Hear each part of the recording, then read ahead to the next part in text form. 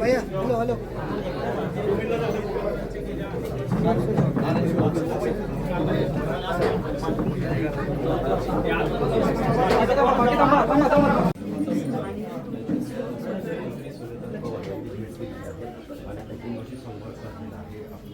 आज सकाळी सुनीता पवार यांनी बारामतीतून यशवंतराव चव्हाण यांच्या स्मृती सावरकरांना दर्शन घेतले. त्याच्यानंतर थेट त्यांच्या पहिला दौरा जो आहे तो अजित पवारांचे 24 तास सहकारी असलेले नाही की त्या शेवटपर्यंत माझ्याबरोबर आहेत. जसे माझे विचार शेवटपर्यंत दादांबरोबर होते, त्यांनी कधीच दादांना अंतर दिलं नाही किंवा दादांनी पण त्यांना कधीच अंतर दिलं नाही.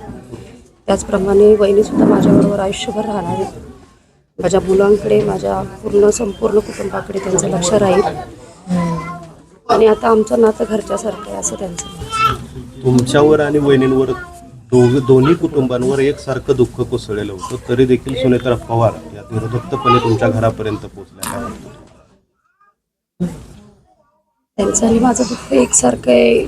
माझं सर्वस्व गेलंय तसं त्यांचं सुद्धा गेलंय, तरी त्या उभ्या आहेत. माझ्या डोक्यावरती हात ठेवलाय त्यांनी, माझ्या घरावरती हात ठेवलाय.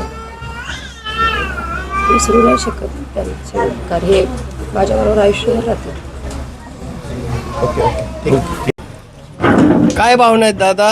एकंदरीत दुर्दैवी घटना घडलेली आहे आणि संपूर्ण राज्यावर तर शोककळा पसरलीच होती, परंतु आपल्या कुटुंबियावर देखील मोठा धक्का बसलेला आहे.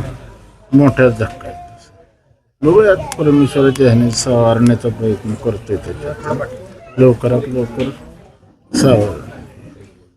काय अपेक्षा होत्या आपल्या मुलाची? काय स्वप्न होती? काय ध्येय दिशा होत्या? मुलाच्या अपेक्षा खूप होत्या, पण तो तशा पूर्ण झाल्या नाहीत असंच म्हणावं लागेल, कारण अर्धवटच सोडून गेलं. कारण एकुलता एकच मुलगा आहे तो मला. आपण शेवटचा फोन कधी झाला आपला? माझा 26 तारीख फोन झाला नाही, प्रत्यक्ष बोलणं झालं शेवटचं 26 तारखेला 5:30 वाजता. मी इकडे गावी येणार होतो, तो खारघरला मुलं आणायला विटाव्याला परत हे होणार होतं. ते म्हणलं मला तुम्ही जा, माझं सातारला तिकडं दौरा लागणार आहे आणि मी तिकडे येणार आहे, मग आपण संचेती हॉस्पिटलला जाऊ. मग आपण तिथे माझ्या गुडघ्याची ट्रीटमेंट चालू होती. त्याच्यानंतर 27 तारखेला फोन वगैरे काय झाला नाही. मग 27 तारखेला संध्याकाळी इथं घरात फोन आलेला आहे, पण मला माहीत नाही.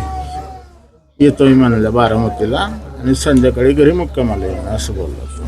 आता सुनेत्रा वहिनींसोबत काय बोलणं, काय बोलले? भेट दिली नाही, मॅडमने सांगितलं तुमच्या काय अपेक्षा आहेत, तुम्ही चर्चा करा, हे करा. मी सांगितलं त्यांना की आमचे हे 13 तारखेत म्हणजे 13 दिवस झाल्यानंतर येत होते. त्यांनी ते सांगितले. अपेक्षा काहीतरी तुमची आहे असेल?